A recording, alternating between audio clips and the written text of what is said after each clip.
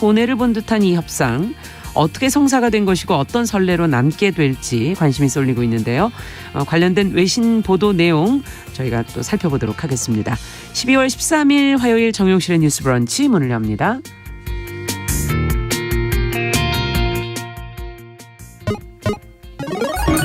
Ladies and gentlemen. 새로운 시각으로 세상을 봅니다. 정용실의 뉴스 브런치 뉴스픽. 네, 정용실의 뉴스 브런치 항상 청취자 여러분들과 함께하고 있습니다. 오늘도 유튜브, 콩앱, 라디오로 들으시면서 계속 의견 보내주시기 바랍니다. 저희가 방송 중에 반영하겠습니다. 자, 뉴스픽으로 문을 열죠.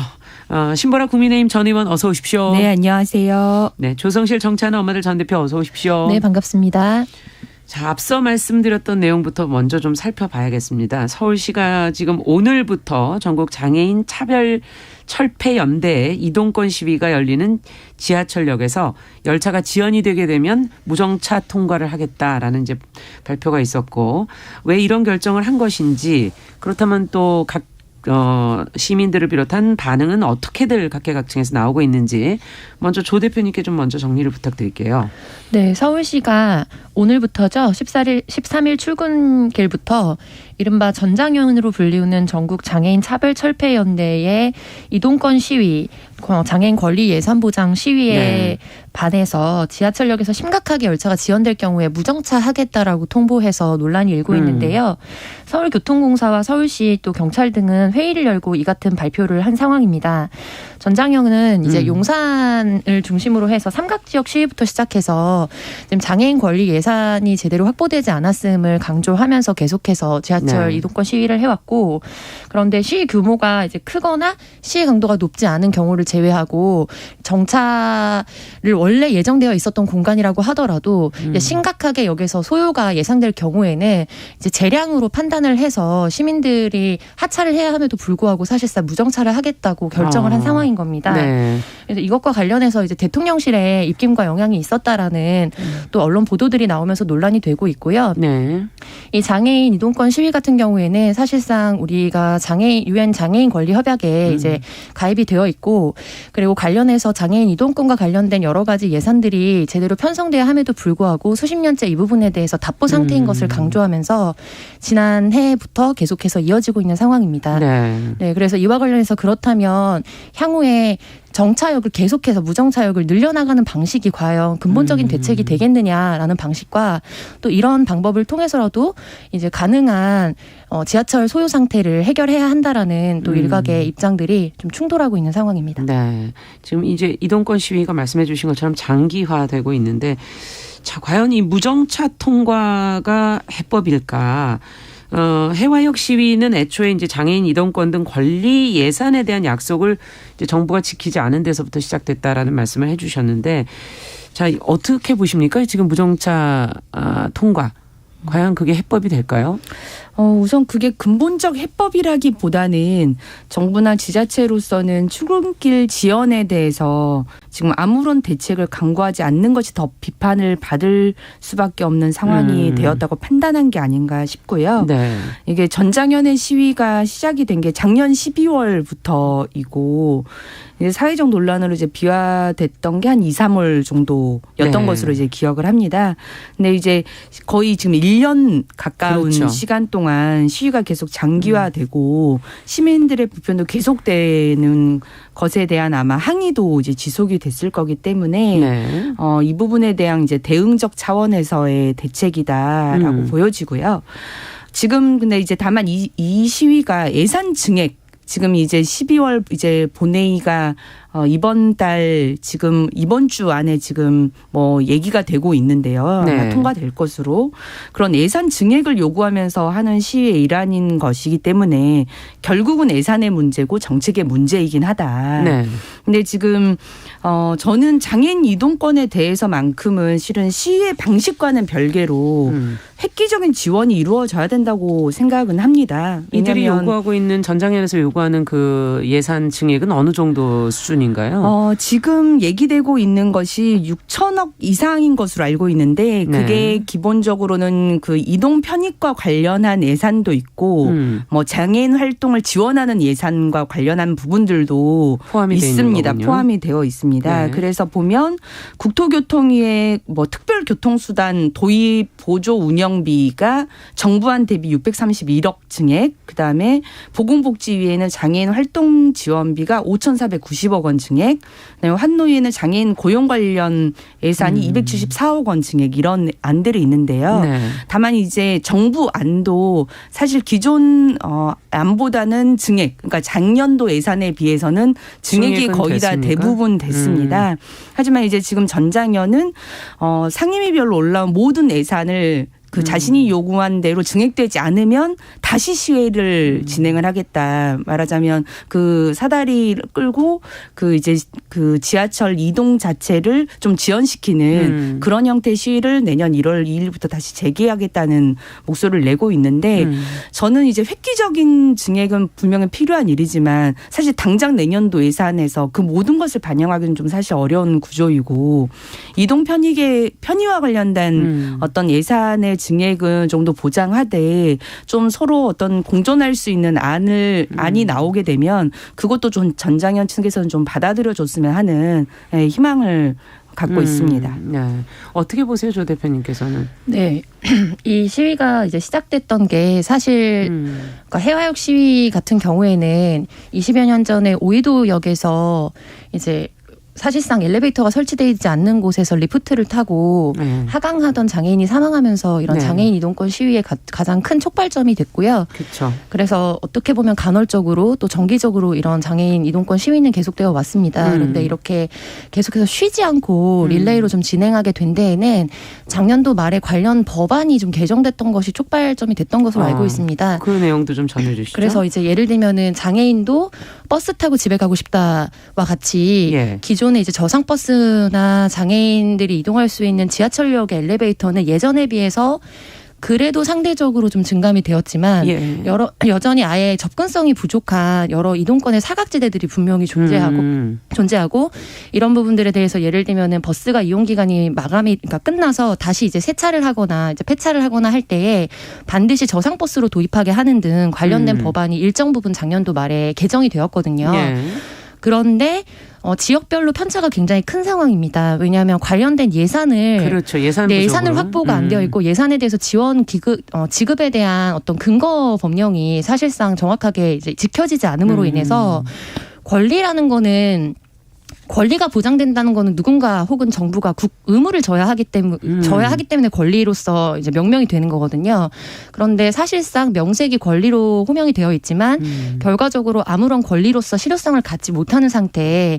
그래서 이 부분에 대해서 갑작스럽게 뭐 몇천억 단위의 규모를 증액 요구를 한 것은 아니고 20여 년간 사실 이전에는 예를 들면은 이제 신림역이나 이런 데서 직접적으로 선로에 뛰어든다든지 그리고 한강에 있는 다리들을 오체투지의 형태로 정말 이제 걸어서 관련한 예산을 이제 요구한다든지 등등의 다양한 자신의 몸과 그리고 생명과 여러 가지 것들을 정말 담보하는 투쟁들을 20여 년 넘게 해왔지만 사실상 전혀 관심을 받지 못했습니다. 그래서 연초에 이준석 대표와 이것과 관련해서 여러 설전이 벌어졌을 때 굉장히 역설적이게도 이제 100번을 욕을 한다면 한 번 정도는 장애인 관련 예산의 현실을 봐주고 그리고 이거에 대해서 요청을 해달라라고 시민들에게 호소했던 상황이고 굉장히 그 어느 때보다 크게 욕을 먹고 있지만 그럼에도 불구하고 국민들이 이것을 의제로 생각하게 된 것 자체를 어떤 부분에서는 역설적으로 반가워야 되는 현실이 우리 사회가 맞이하고 있는 현실이거든요. 그러네요. 지금 계속 보도가 되고 있는 것만으로도.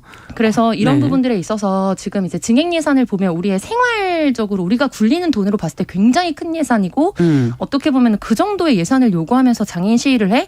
라고 생각하는 시민들도 분명히 있을 거라고 생각합니다. 그런데 아까 6천억 이상이라고 그런데 우리 전체 예산의 규모라든지 그리고 가장 상징적으로 보자면 이번에 반드시 이루어져야 되는 게 아니었음에도 불구하고 용산 청사로 이전하면서 우리가 부대 비용이나 본 예산을 굉장히 많이 집행했고 집행 예정에 있거든요.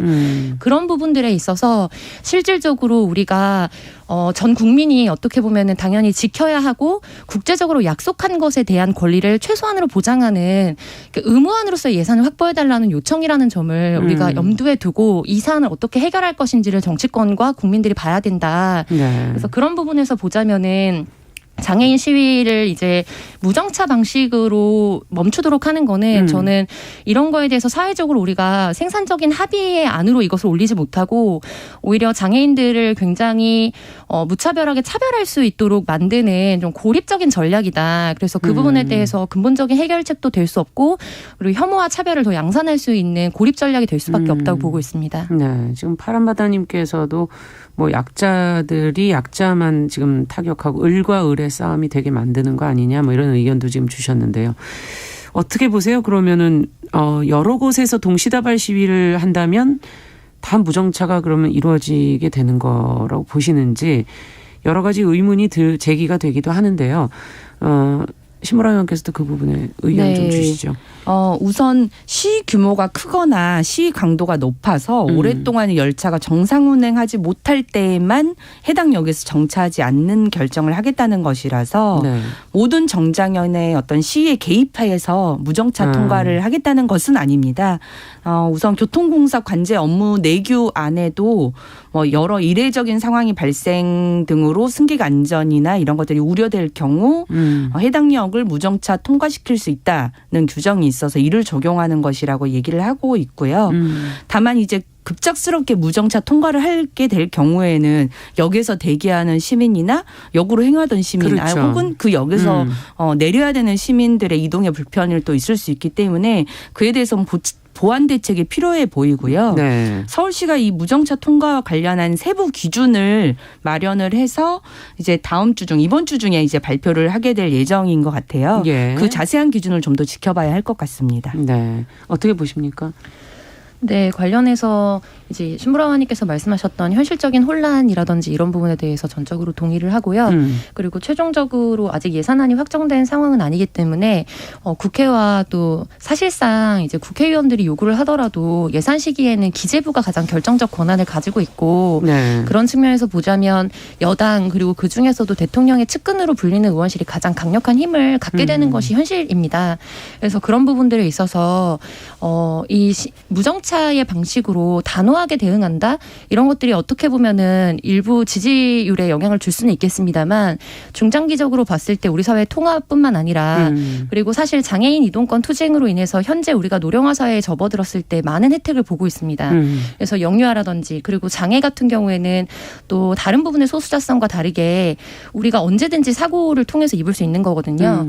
그래서 이거는 특수한 일정의 국민들을 위한 어떤 혜택의 예산이 아니고 우리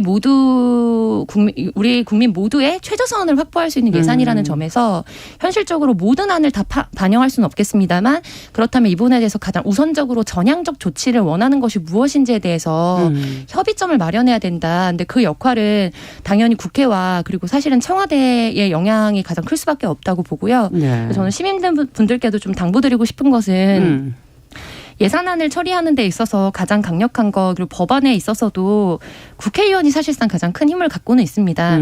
그런데 굉장히 원론적인 이야기지만 국회의원이 가장 신경을 쓰는 거는 국민들의 여론이거든요. 그래서 그 부분들에 있어서 우리가 이런 불편을 일정 부분 감수하고 이게 도대체 어떻게 된 일인지 국회의원들이 더 현실을 파고 들어봐라 라는 요청의 수가 많아지면 민망할 정도로 국회의 입장은 돌변할 수밖에 없습니다.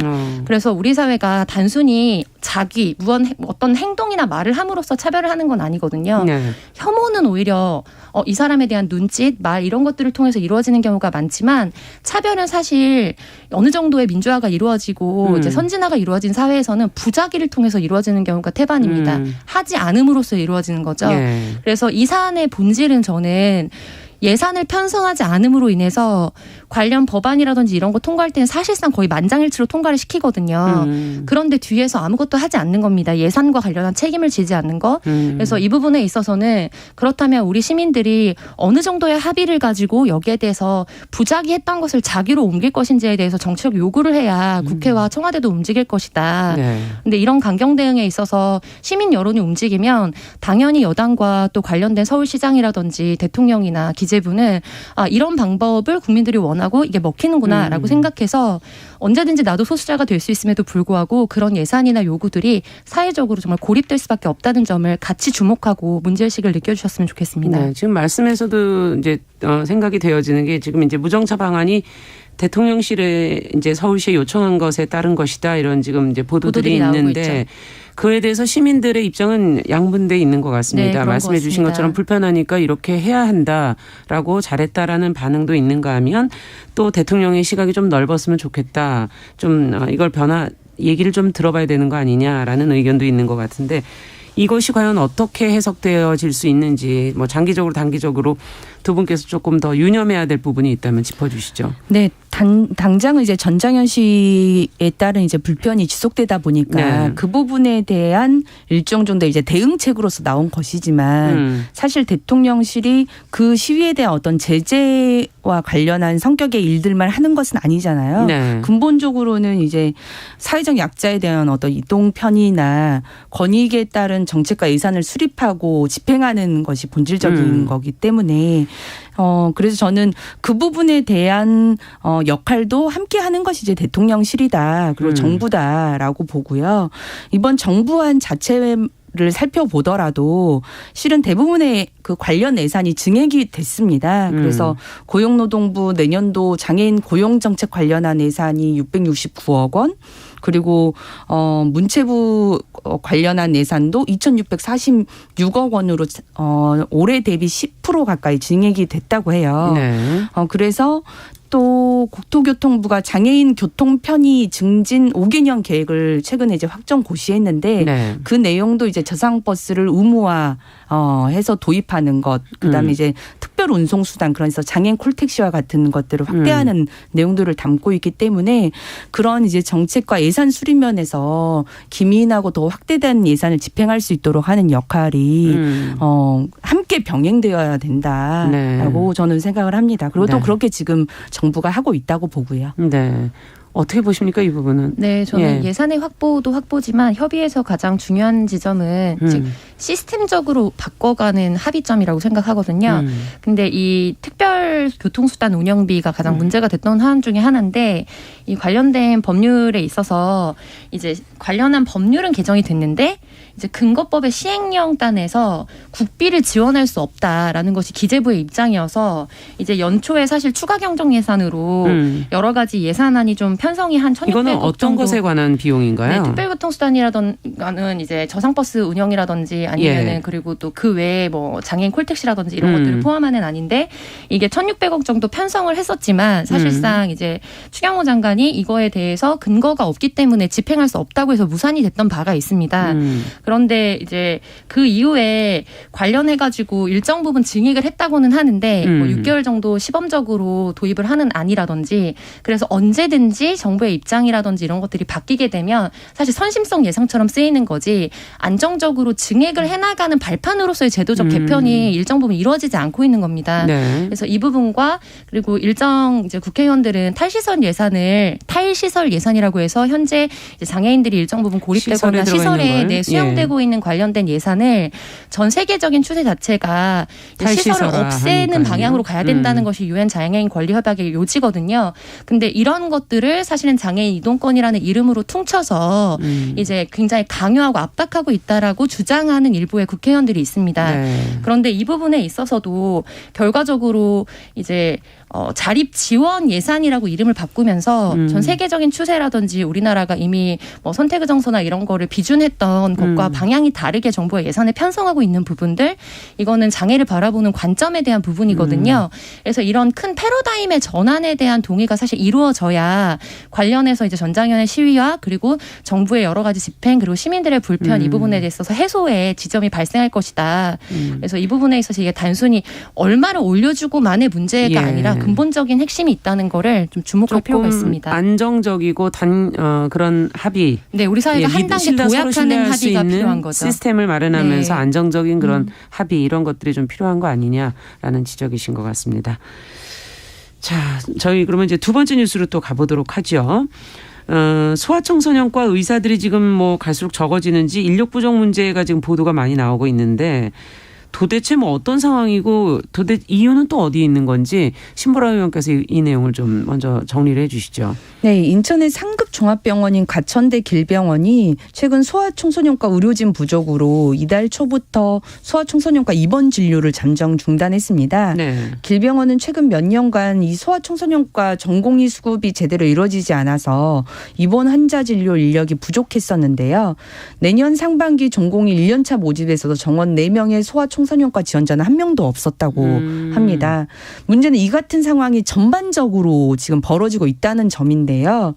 대한소아청소년학회에 따르면 소아청소년과 지원율은 2019년 80%에서 올해는 27.5%까지 하락을 했습니다. 네. 이런 상황에서 환자 진료에도 차질이 빚어지고 있는데요. 강남 세브란스는 올해 10월부터 밤 10시 이후에는 만 16세 미만 소아청소년 환자를 아예 받고 있지를 않고 있고요. 서울에서 최근에 열 경련을 일으킨 아이를 대학병원에 보내기 위해서 119를 불렀는데 진료 가능한 병원이 없다는 통보를 받고 수소문 끝에 겨우 서울대병원에 보냈던 일도 있었다고 합니다. 심각하네요. 네, 맞습니다. 전공의 미달과 인력 부족으로 근무 여건이 악화되면서 근무 중에 수련을 포기하거나 중도 사직이 일어나는 경우도 많다고 하는데요. 앞으로 2년 안에 상급 수련병원 소아청소년과 진료체계 전반이 붕괴될 것이라는 우려도 나오고 있다고 합니다.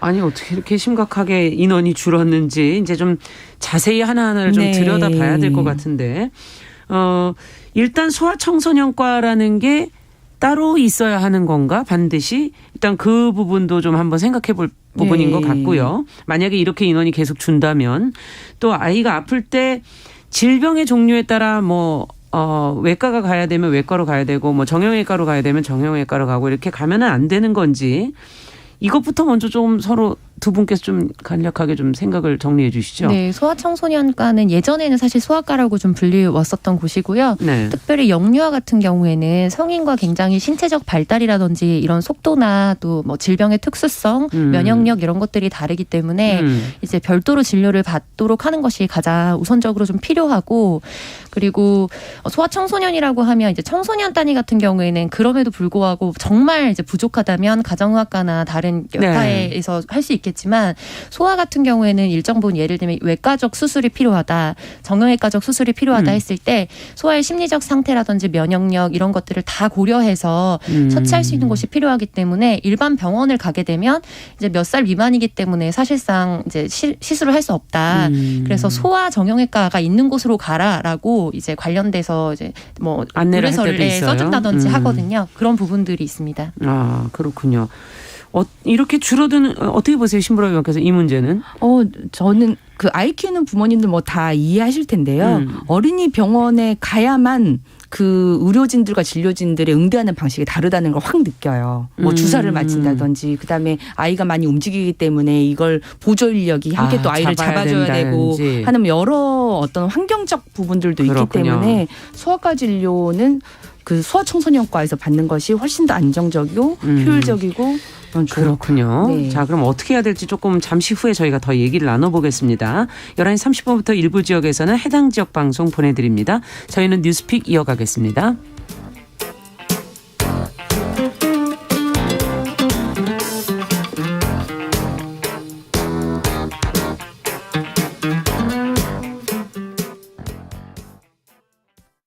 지금 시각은 11시 30분입니다. KBS